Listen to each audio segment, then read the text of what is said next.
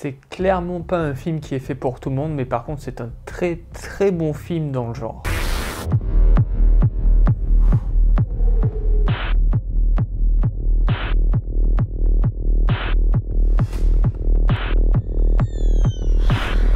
The Substance a un scénario très simple que je vais pouvoir résumer sans trop spoil. On y suit une actrice qui a une cinquantaine d'années et qui se fait remplacer pour son show télévisé. Elle a un show télévisé autour du bien-être, du sport, tout ça, et du coup il cherche quelqu'un de plus jeune pour la remplacer. Quand elle apprend ça, elle apprend également l'existence d'une substance, The Substance, qui permet de créer un clone d'elle qui est plus jeune, plus belle et qui permettrait de faire ce travail. Et bien sûr, vous vous en doutez, cette substance va avoir des effets négatifs sur elle et positifs d'une certaine manière également. Bon, on va commencer par ce qui est le plus évident, de quoi ça parle. Ça nous parle tout simplement d'une actrice de 50 ans qui se fait remplacer par une plus jeune. Pourquoi? Parce qu'elle est trop vieille pour l'industrie. Et là, on peut faire des parallèles qui sont assez évidents. Déjà, le film nous parle de la manière dont les corps sont traités, et particulièrement les corps des femmes, surtout après un certain âge. Et au-delà de ce traitement du corps, c'est aussi et tout simplement le traitement des femmes dans cette industrie. On le voit notamment avec le gros patron qui est vraiment dégueulasse envers le personnage principal qui est joué par Demi Moore, qui est une actrice qui a je crois une soixantaine d'années et qui est sans doute également touchée par ce genre de problème dans sa carrière.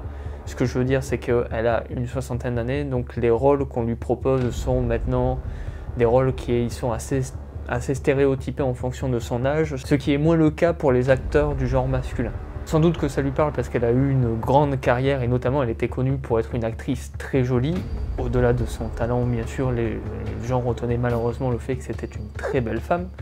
Et du coup, ça doit lui parler que son corps vieillisse, qu'elle soit moins jolie ou du moins dans les standards de beauté actuels et de cette société patriarcale. Donc le choix de Demi Moore pour jouer cette actrice, ce personnage est vraiment un très très bon choix. De même pour celle qui joue la version plus jeune, Margaret Qualley, tout simplement parce que déjà c'est une actrice qui est incroyable, qui a joué dans le dernier Tarantino, dans le dernier film d'un des frères Coen, je sais plus lequel par contre, mais voilà, c'est une actrice que j'adore, qui est vraiment trop forte et j'espère qu'elle va continuer à faire des films parce qu'elle est incroyable.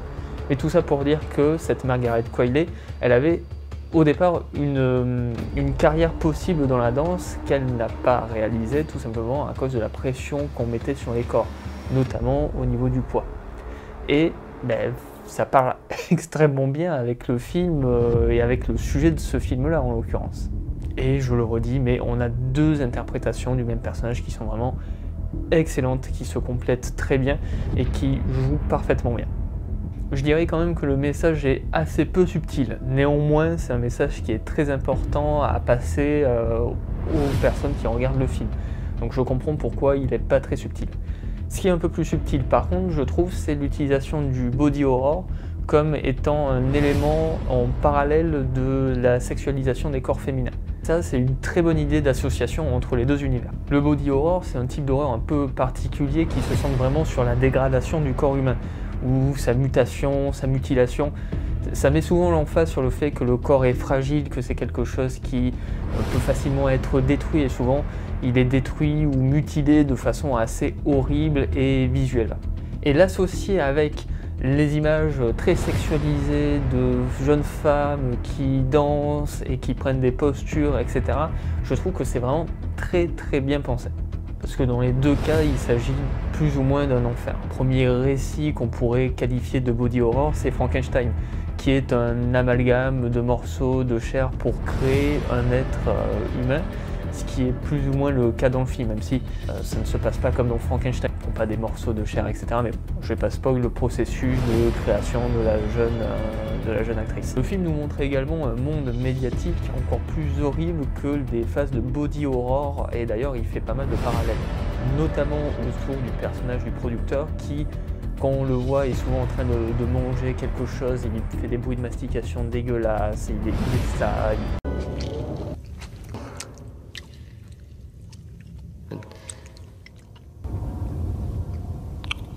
Bref, c'est vraiment une personne assez immonde et on a un parallèle qui est fait notamment grâce au montage avec les scènes justement de type body horror.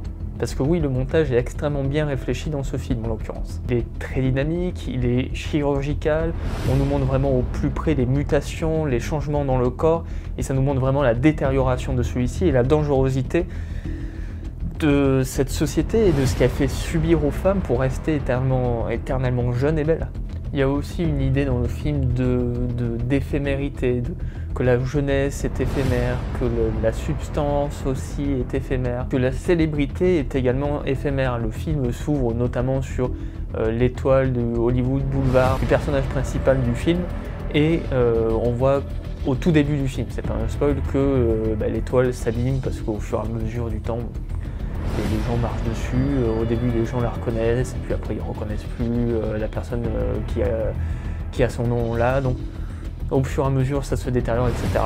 Exactement comme le corps de la personne, et il y a tout un parallèle qui est fait dessus. Ce que je disais sur le montage, et c'est également vrai pour la réalisation, c'est que tout est filmé de la même manière, que ce soit le body horror ou le reste, et ce qui fait vraiment cet amalgame. Là où ça aurait pu être dérangeant dans un autre film, comme l'idée est de lier les deux, ça marche extrêmement bien de leur donner la même mise en scène. C'est vraiment très bien pensé pour le coup. Après, ça peut être dérangeant, c'est vraiment pas fait pour tout le monde. Déjà, en soi, le body horror, c'est vraiment pas fait pour tout le monde. J'ai été le voir avec quelqu'un qui n'a pas l'habitude, et même moi qui suis un peu plus habitué, il y a quand même des scènes où t'as pas envie de voir ce que tu vois, mais c'est fait pour, ça fait partie du film finalement.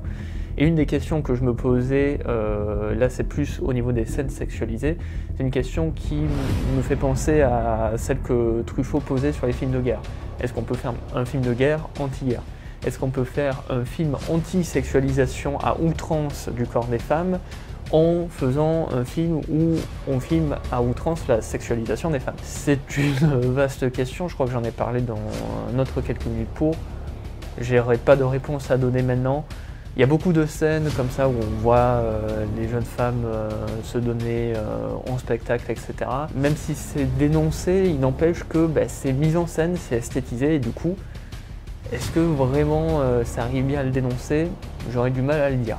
Pour revenir vite fait sur les plans, parce que c'est un truc que j'ai pas dit, je m'en voudrais de pas le dire, on a beaucoup de plans qui sont caméra à l'épaule quand ça a besoin de dynamique, tout ça, mais beaucoup de plans très symétriques aussi, notamment dans des endroits qui sont fermés. Du coup, ça donne vraiment une impression que les personnages sont mis en cage. Ça me fait penser un petit peu à Shining d'ailleurs, au passage dans ces moments-là, notamment parce que la moquette est un peu la même. Et je pense qu'il y a quelques références d'ici et de là, mais bon, vous verrez pour ceux qui vont voir le film, je pense qu'il y a des trucs qui sont assez évidemment référencés à Shining. Mais bref, je trouve vraiment que c'est un très bon film, clairement pas à voir pour tout le monde, c'est un body horror, donc c'est vraiment particulier à appréhender. Je conseillerais déjà d'en voir de son côté. Pour un film qu'on peut mettre en pause, ça peut passer mieux. Là, en l'occurrence, si vous allez au cinéma, vous ne pourrez pas mettre en pause. Donc assurez-vous vraiment de pouvoir voir le film sans que ça ne vous, entre gros guillemets, traumatise. Et je conclurai par le fait que je suis très content de voir qu'il y a de plus en plus de films de type série B, ou du moins avec un scénario de type série B, qui ont un vrai budget et qui sont vraiment qui peuvent vraiment apparaître à l'écran devant tout le monde. Ça me fait penser à Everything Everywhere All at Once, qui est vraiment un gros délire également. Et là, pareil, on part sur un gros délire qui normalement serait une partie 2 de soirée sur Canal+, ou quelconque autre chaîne. Et bien là, vraiment, on donne un vrai budget à une réalisatrice qui a des choses à dire sur le sujet. Et bien ça marche de fou. Je suis très content d'avoir vu ce film et je comprends pourquoi les gens en parlent. Et en plus, la réalisatrice est française. Sur ce, moi, je vous laisse, je vous souhaite une bonne semaine et je vous dis à la semaine prochaine.